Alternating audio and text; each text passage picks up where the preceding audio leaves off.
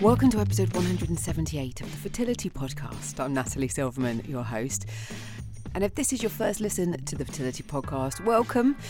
You're going to find this an interesting one, especially if you're female. I love that I've got guys listening, but this is quite a lady-focused one because we're talking about charting your cycle. More on that in a moment because I just want to tell you what's been going on with me. I've had an interesting week, my second week just gone of my little boy Phoenix being off on half term. So I was zipping around taking him to see friends and do stuff, and one of the friends that I went to see was one of my very old dear friends, and I put a post on my Instagram about her because when we found out we needed to have treatment, she was somebody who I kind of retreated from, and I can't quite explain it other than this particular friend seemed to have fallen pregnant with her 2 children pretty easily, and I just felt didn't get where I was at. And when I heard her talking about IVF, she'd kind of do it in a way that made me feel a bit uncomfortable, and I just didn't think that I would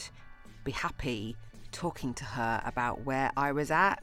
I can't put my finger on exactly what. I didn't want to share it with her at that point. And as awful as it sounds, I wrote her an email to say, look, there's some stuff going on and I'm going to keep my head down for a bit and I'll be back in touch. Now, my behaviour was somewhat irrational, as if I could tell an old mate that I was just going to go quiet on her with no explanation, but my head was in another place and I thought I'd said enough.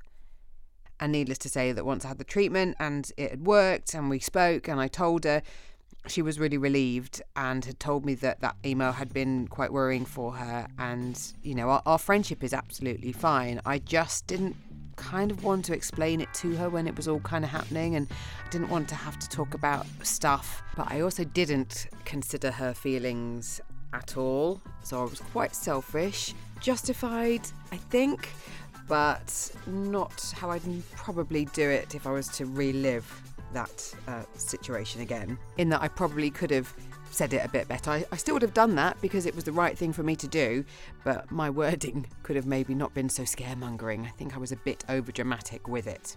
And the reason I'm telling you is that when you are faced with this predicament of who do you feel you can tell what's really going on with you, because it's so important to not just keep it in and not say anything to anybody, but you need to follow your gut is the best way I can describe it, as to the friends that you know you can tell and the friends that maybe you don't want to. And with my friends, our friendship was absolutely fine on the other side. I've sadly heard tales of people who have lost friendships through their behaviour dealing with your fertility and your infertility. But what I want to say is that if you feel that that person isn't quite right for you to be sharing stuff with, then just follow your gut. You know. Okay, I'm going to park that, give you something to think about. This upcoming episode is, as I mentioned before, about charting your cycle. It's a conversation I had with an author called Toni Weschler, who has written a book called Taking Charge of Your Fertility, which, as you'll hear us describe, it's a hefty book. It's one that I've got, and it's one that I'm going to be giving away. So listen to the end and I'll tell you how you can get your hands on my copy. It's going to be UK only, I'm afraid, because it's too big a book for me to try and post internationally. So keep listening to the end for details of how to do that. And I would love it if, as well, you could subscribe to this podcast and review it, because I would love to know what you think. So whichever podcast app you use, if it's Apple Podcasts, Acast, Stitcher, there are so many. Just joined up with Castbox. You'll know that I talk a lot about support on this podcast, and that's why I'm really chuffed to be working with one of my sponsors, Fertility. They offer extra fertility benefits at no extra cost. And when you start your treatment with Fertility, you'll benefit from support and guidance 7 days a week with your very own Fertility advisor. Plus, there's an app to keep you in the know every step of your fertility journey. And you know what? You pay the same as you would at a clinic. Find out more at apricity.life/podcast. Another of my sponsors is International Andrology, who specialise in diagnosing and treating male infertility. Around 50% of infertility issues are male factor, and all too often, men aren't even evaluated at the start of a fertility journey, which might result in unnecessary treatments, costs, and disappointment. International Andrology is one of the few specialist clinics in the UK offering a holistic approach to increase your chances to conceive naturally or via the IVF route. As well as treating the underlying causes of male infertility, their doctors have some of the highest success rates in microsurgical sperm retrieval. So, if you're looking for a true specialist to assist you on your fertility journey, visit london-andrology.co.uk today and do mention the Fertility Podcast. So I'm now delighted to welcome Toni Weschler to the podcast. Toni is a women's health educator, and if her name sounds familiar, you've either got her book, heard about her book, or you might have heard one of my previous episodes where I was chatting with Amber, who's my book reviewer, and Amber was singing the praises of Toni's book. It was Amber that told me about Toni because if you have listened to my chats with Amber, she self-diagnosed herself with PCOS through Toni's book, managed to work with her PCOS and is now a mum, having had fertility treatment through managing her PCOS. So, Toni, welcome to the podcast. I'll tell you more about Amber in a minute. How are you, Toni? Thank you so much. And I'm in Seattle, so I'm kind of across the pond from you guys. We've been trying to speak for a good 6 to 8 months. Yep. So I'm really pleased to have pinned you down. It's at opposite ends of our day. Because, well, when I first reached out to you and you very graciously said, yes, you'd love to talk, I then spoke to your publisher to get a copy of your book, and then this ginormous manual came through. And normally when I try to speak with an author, I get the chance to skim read a book, and I thought, no, I need to do this justice. So 8 months later, not that I intended it to be such a long time, but here we are. So Toni's book is Taking Charge of Your Fertility, and I will put the links to my review with Amber because Amber is going to do it much more justice than I did as far as the content of the book. But I want to pick Toni's brains because this is a 22-year-old book and it's fourth edition. So a lot of love has gone into this book, Toni. Talk to me about what led you to write this book 22 years ago, and then we can get to present day. Well, actually, I can go back and tell you the kind of humiliating experience I had, and that'll probably help you to understand how I got into this. I normally am not real proud of talking about humiliation, but in this context, I think it'll help people to understand. I was living on a kibbutz in Israel for a year. I was volunteering on a kibbutz, and I was working out in the avocado fields. And one day I just had this epiphany that I was going to become a women's health educator.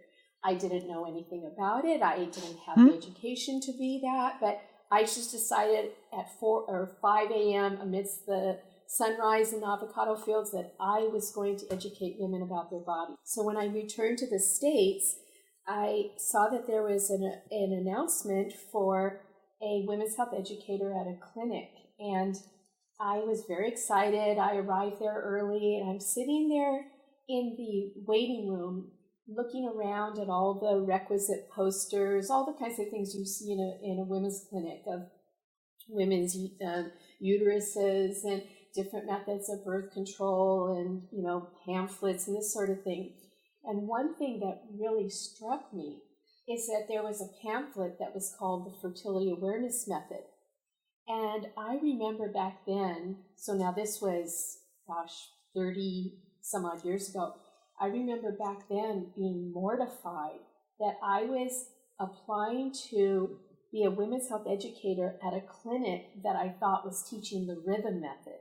The antiquated rhythm method that everybody knows caused women to have numerous unplanned pregnancies. So I went through this dilemma. Do I say something? Do I not? Do I keep my mouth shut?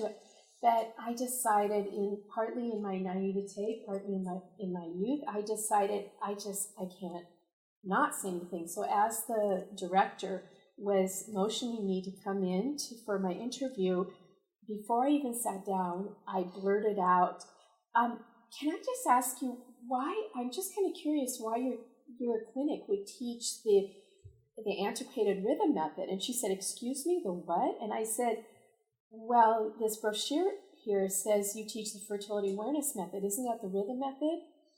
And before I could even sit, she said, Toni, what's your name here? What is this? I said, Weschler. She said, yes.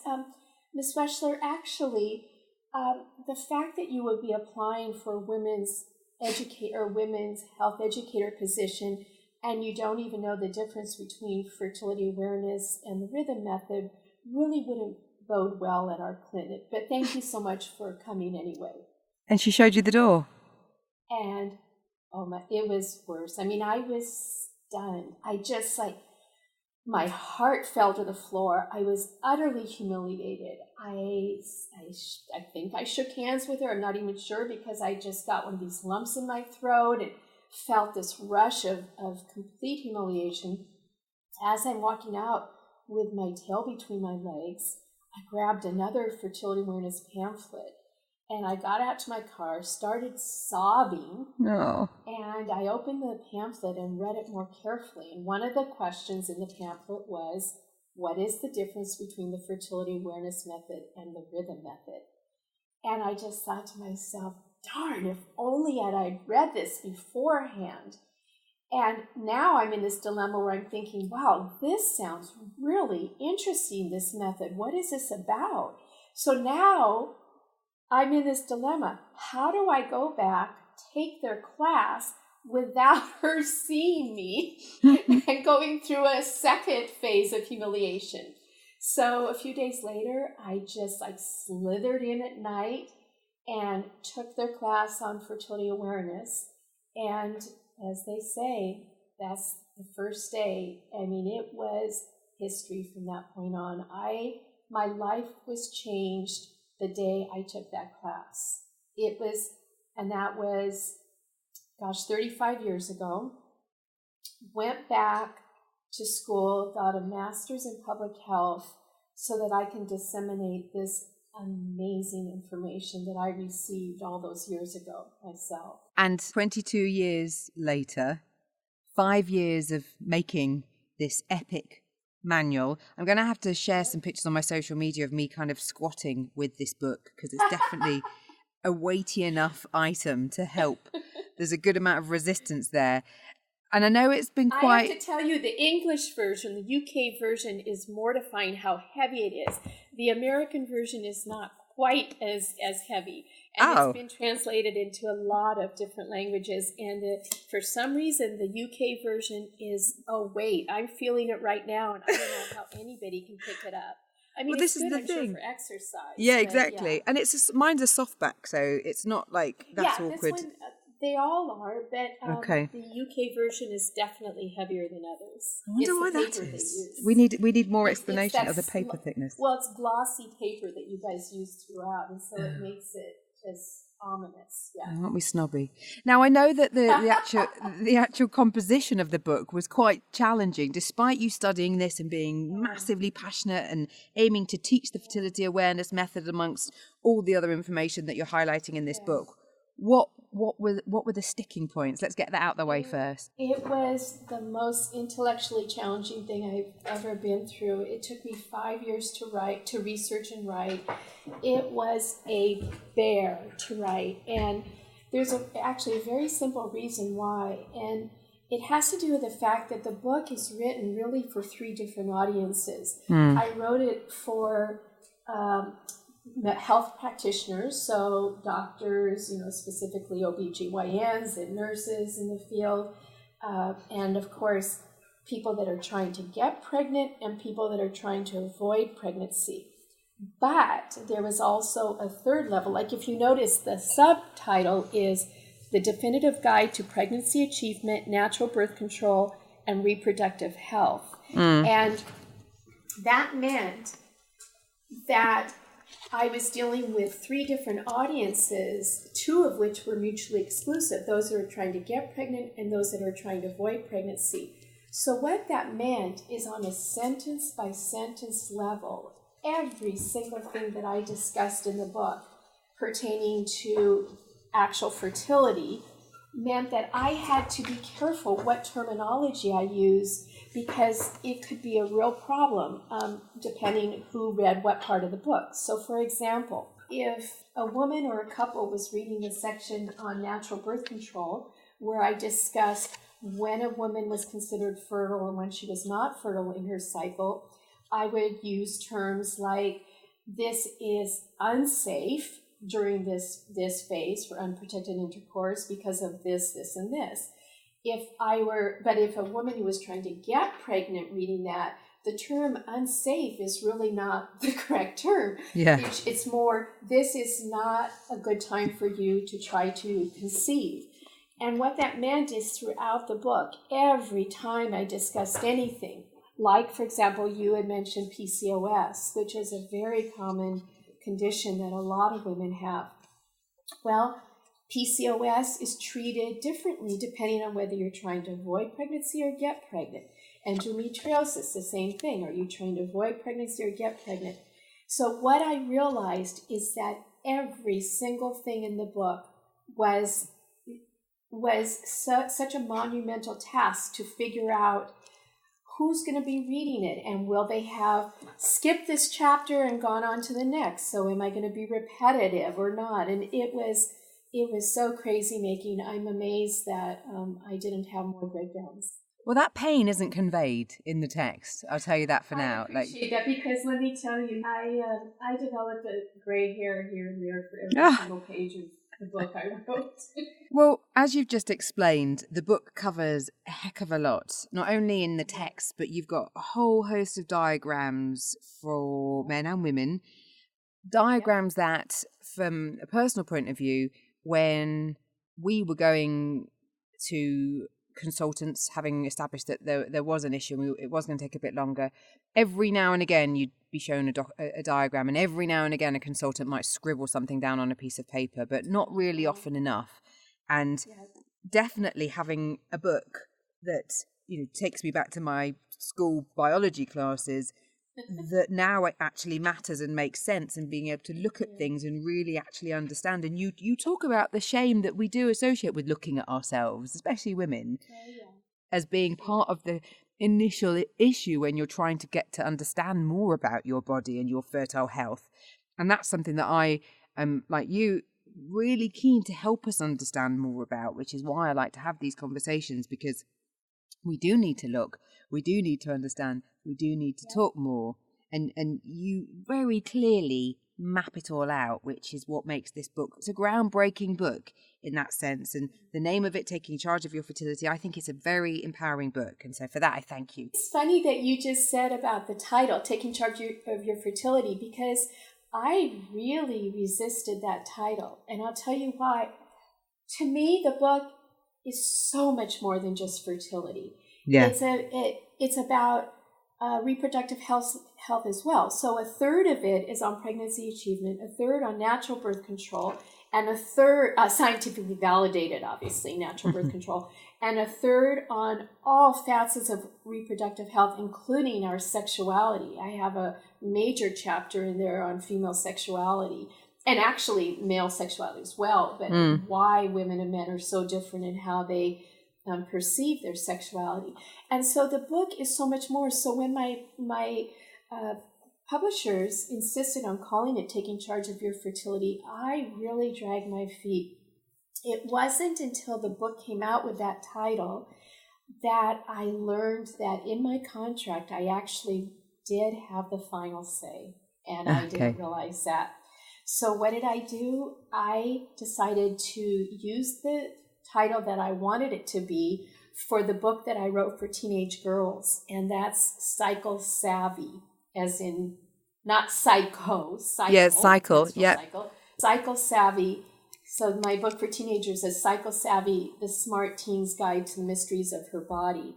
And that's really what I wanted the title to be, because it's about being empowered and savvy about your cycle. And once you understand everything about your cycle, you can then use that information for a myriad of practical reasons. So, you know, that's why I kind of laughed when you said about the title being so appropriate, because I don't think it is. Well, I'll tell you my reasons for thinking that it's appropriate, because from my looking through this book, the suggestion of taking charge of your fertility, to me, says I'm giving you a whole host of information here Yes. for whatever stage you're at, for whatever is going on with you. And I want to make sure you understand it. And that was what I took. And I think that fertility covers all the things that you've described. So it's really interesting, the different perception, isn't it? It's interesting you say that, because when I used to teach my classes, I would say that probably 85% of my students were there for natural birth control. But after the book came out, almost the only letters I ever got, letters or comments, whatever, were regarding pregnancy achievement, because when people hear the word fertility, most people do only associate that word with getting pregnant, although it sounds like you see it as everything. But I think the majority of people see that word and they only associate it with getting pregnant. So, for example, if I happen to run into a stranger and they ask me what I do, or I'm actually a very private person, so I usually don't say, but if I do ever say something about writing a book called Taking Charge of Your Fertility, inevitably the woman may laugh and say, oh yeah, I'm beyond me to think about my fertility anymore, that type of thing. And there's a part of me that just kind of cringes inside, because I feel like, oh, you're missing out on so much more than just whether you had children or not. But anyway, so that's interesting. Well, I'm glad at least that you do feel that it's the appropriate title for the book. Let's talk a bit about some of the areas that you cover, that I've picked up on. Some of the things that you've highlighted. You talk about the infertility diagnosis. You talk about what it means financially and emotionally, and you talk about being active in your healthcare. And I think that message is a really strong and poignant message when you are, in fact, the lady that you just mentioned, it's almost relevant to, because we are talking about your healthcare through your life, and you talk about the different stages. You mentioned the campaign you've done for teenagers. You talk about the menopause in this book. I know that you address men a lot as well. And I think that all too often women just get on with it and they don't really get what's going on with themselves, from a hormonal imbalance to all the other things. They're just doing what they do, be it career, be it everyday life. And the knowledge that we have about ourselves, when we think about the knowledge we have about other things in the world, it sadly is limited when it comes to our fertility, which I've learned from working in this space. People only really look into it when there's a problem.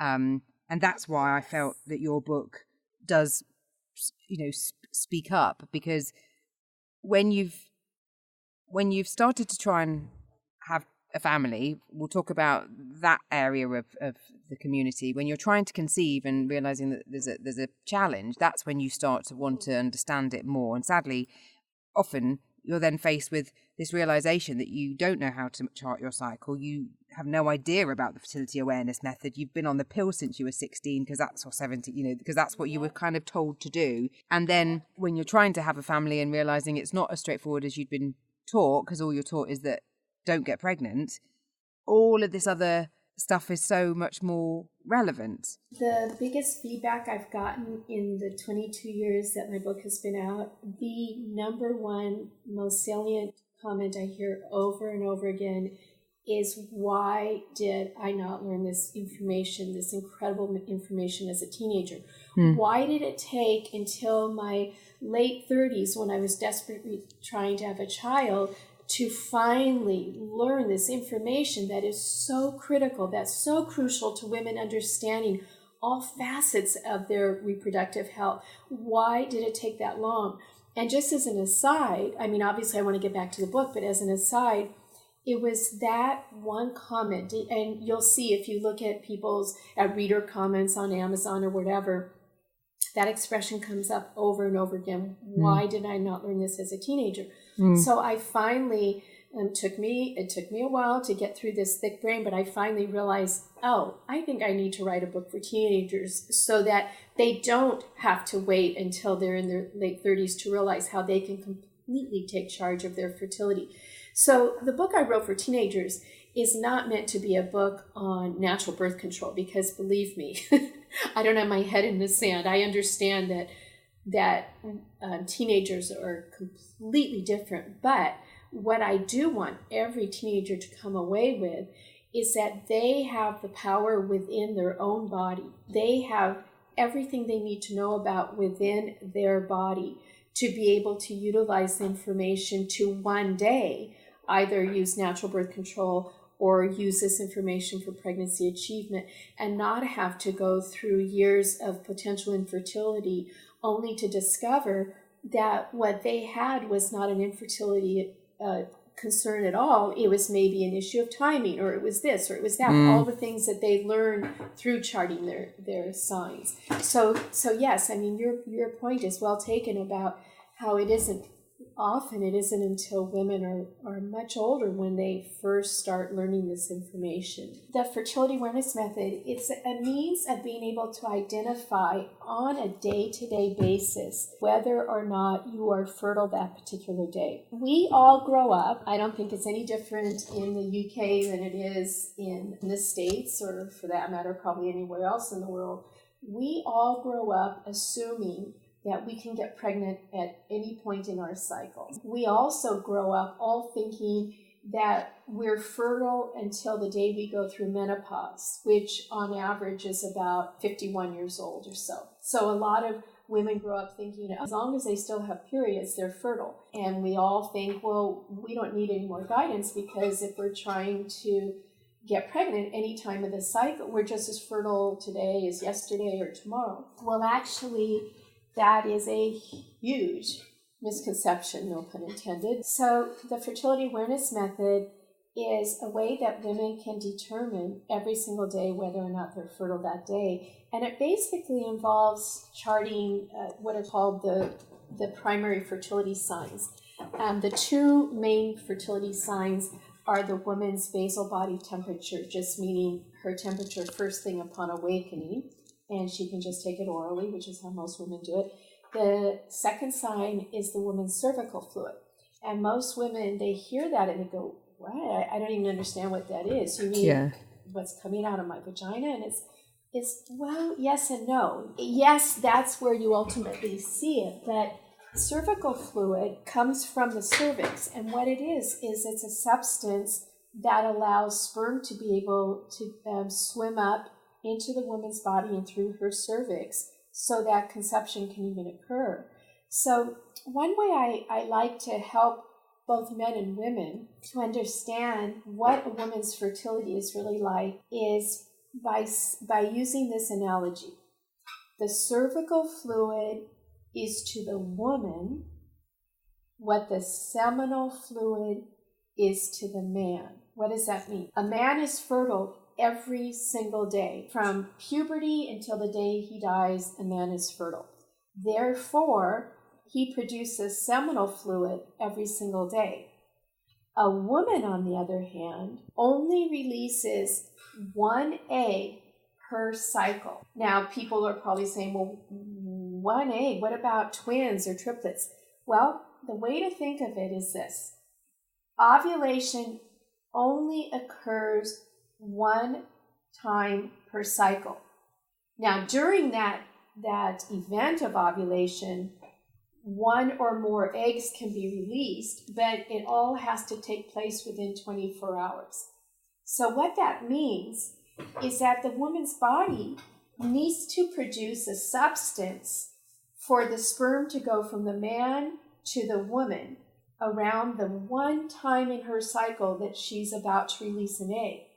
So when we talk about charting a woman's cervical fluid, what we're really talking about is determining when does her cervical fluid, the fluid that comes from the cervix, when does it take on a very similar consistency to the man's seminal fluid? And the way most women identify it is it feels a lot like raw egg white. It's very slippery. I mean, think of seminal fluid. Seminal fluid is very slippery, and it actually serves two very important functions. The seminal fluid provides a conduit for the sperm to swim in, and it provides this nutritional medium in which the sperm can live. Well, when a woman is right around the time of ovulation, her body needs to provide a similar substance for the sperm to go straight from the man to the woman. And so that's one of the signs that a woman is looking for so that she knows when she's around ovulation. So just to exaggerate the point, let's say one woman ovulated on day 12.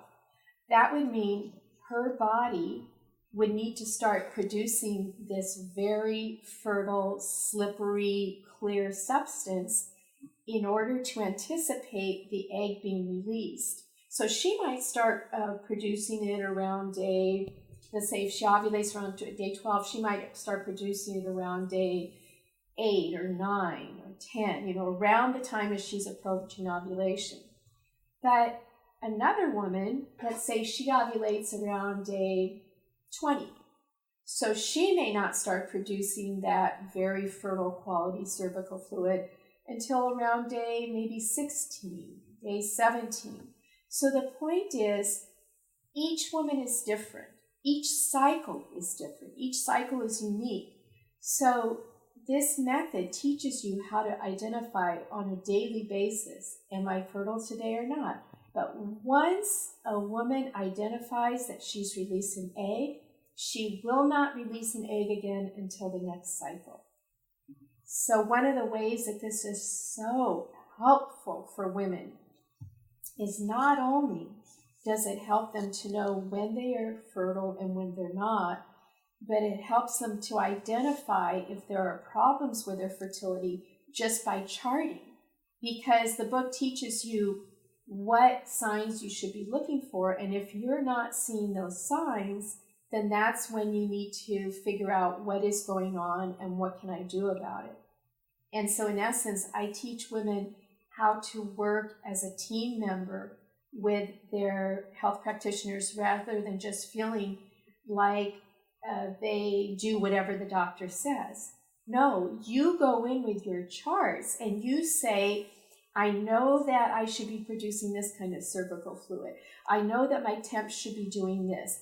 I know that the length of time from ovulation to my period should be this amount of time. And I'm noticing A, B, and C. Just like your reader that you talked about was able to diagnose herself that she had PCOS because she was charting and she knew exactly what signs to look for that would help her to then go to her doctor and say, I think I have PCOS and these are the reasons why. Think about how much more empowering that is for women than just saying, I don't know what's going on. I don't know why I'm not getting pregnant. We have sex all the time throughout the cycle. I'm still not getting pregnant. What's going on? So you can see how this information is so crucial for so many facets of a woman's health and reproductive health in general, and her sexuality and all things in between. Well, also, especially as there are way too many people who are sadly given the unexplained infertility diagnosis. Yep. And they have to work out what the heck that means and what that leaves them with. And I know that you make a great comment where you talk about your aims for the fertility awareness method in the book, and you say that you hope that physicians increase their understanding of it, or they risk knowing less than the teenage girls that you're teaching, which is spot on. And I loved it, and I chuckled at it. And I know that a lot of the people that listen to this podcast and that I get to speak to are in that space as well, in that they are read up, they know, and they are going and having these conversations with their notebooks, having charted. And so hopefully the cycle will evolve so that the communication reaches us earlier. But there's sadly still that frustration, and there's still errors, and there's still that assumption that women's cycles are 28 days. How do you feel when you are passionate about teaching this charting, and the book has examples of charts and all the different ways that you can do it? How do you feel as we are in this digital age where there's all these apps that people can use? Are you embracing it? I'm so glad you asked that. I have extremely mixed feelings about it. I eventually acquiesced, and I do have an app that goes with my book. However, and this is a huge however, if any woman uses an app where they only fill in when they get their period, and then the app tells them when they're going to be fertile, when they're not, toss the app. Just flush it down the toilet. Same thing, even with apps that claim to be able to tell you when you're fertile based on nothing but temperature. For example, I know two that come to mind are Ladycom and Daisy, are two apps where they just basically input temperature. Same thing. The temperature does not indicate when you are about to ovulate. And let me explain why this is so important for your audience to understand the difference. When you're trying to get pregnant, the main, most important thing to observe is your cervical fluid. Much more important than your temperature. Why? Because as a woman approaches ovulation, as I mentioned a few minutes ago, her body starts to get ready to ovulate, and it does so by releasing estrogen. And all you need to know about that is that the more estrogen you have in your body, the more your cervical fluid will go from being dry or maybe sticky, non-wet, to developing into that analog of seminal fluid in the man. So the best way to think of it, again, if people just can internalize this one concept, again, I'll repeat it. Cervical fluid is to the woman what seminal fluid is to the man. When you're trying to get pregnant, you want to identify when is your body producing a substance that would allow sperm to go from the man to the woman. It's really pretty intuitive. So if a woman's walking around and she has this slippery feeling, if she has a slippery feeling and she feels really wet and she knows that whoever her guy is, Brad Pitt, isn't around, then she knows that there's something else going on that's causing her to be really wet and slippery. So that would be the time that she should focus on trying to time intercourse, because her body is telling her that an egg is about to be released. Then what happens is after the egg is released, progesterone takes over and it causes the temperature to rise. But the reason why cervical fluid is so much more important for couples trying to get pregnant than its temperature is once the temperature rises, it's too late. Usually for almost all women, by the time their temperature rises, if they're waiting for that temperature to rise to time intercourse, they're doing it wrong. And this is a huge misconception that people have, that if they just take their temperatures, they'll be able to tell when they're fertile and when they're not. And that's why these apps that they're most of them are just trash, because they don't help women to know on a day-to-day basis. So any app that tells you you will be fertile based on your algorithm of the past, you will be fertile on this day, and this day, and this day, they're not worth anything. Which actually goes back to what is the difference between the fertility awareness method and the rhythm method. That day in that interview still comes back to haunt you. Exactly. Right, and I just realized I never explained that.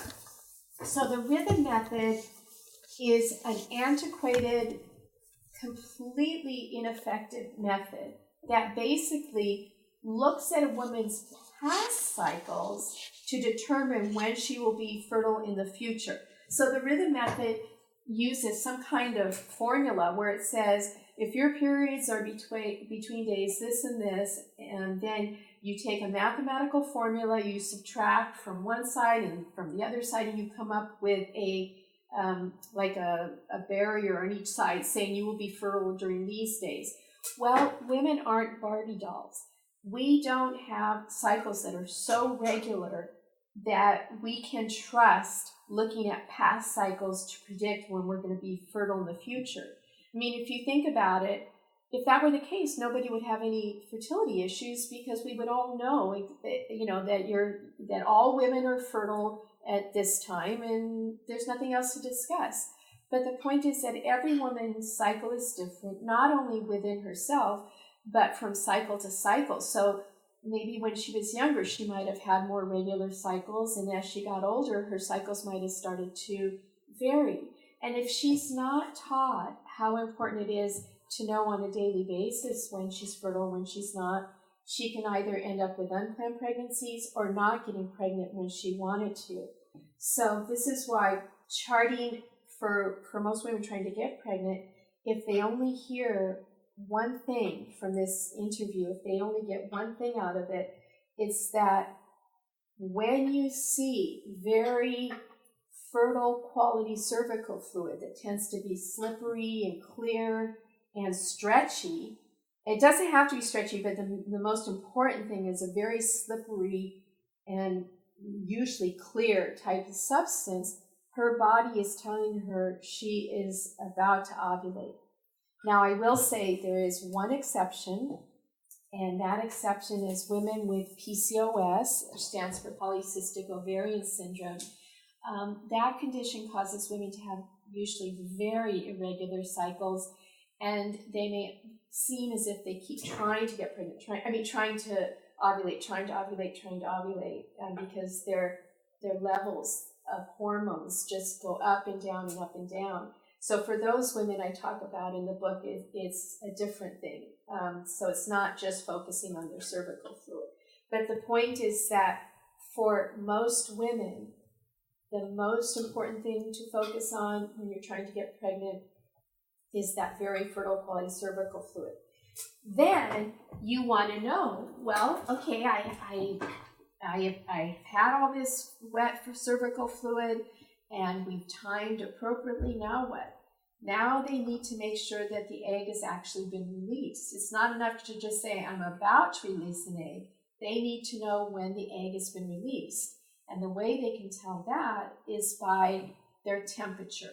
So I'm not saying that temperatures are not important. I'm just saying that when you're trying to get pregnant, you need to time before the temperature rises, because once the egg has come out, then the temperature rises and it's often too late.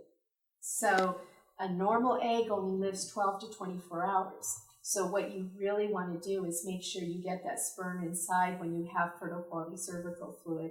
And then you can determine whether you timed it right by whether your temperature rises and stays high after that. And from the kind of feedback that you've had over the years, we're talking 22 years, and we said it's your 4th edition. Are you feeling that people are understanding more, that we are better educated now? I mean, we're talking about fertility treatment's been around for 40 years. I do. It's amazing. I feel so fortunate that I happened to have written this book at a time that the internet was just starting. I mean, my book came out initially in 95. I know the UK book didn't come out the first time until, I think, 2002, but in the States it came out in 95. And that was right around the time that the internet came out, or was developed. So it was the perfect time for this information in the book to be spread. I mean, women went nuts when they started reading the book, and all these women started talking about it. And to give you an example of how new the internet was, when the book first came out in 95, I got a phone call. By the way, this is when my phone was just listed in the, I don't know if you have what's called, we used to call them the yellow pages. Yeah, we do. Do you have something similar? My phone was just out. My name was out there for the world because this was before the book came out. And I got a phone call from a woman who wanted to just thank me so much for writing the book.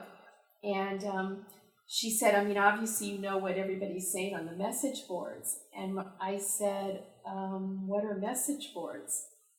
And, I'm envisioning like this board at a store on the corner or something. And she said, well, the message boards on the internet. And I said, actually, I'm sorry, I don't really even know what you're talking about.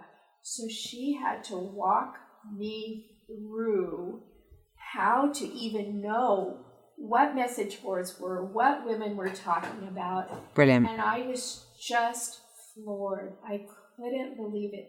Now, this was still in the days where email was barely a thing.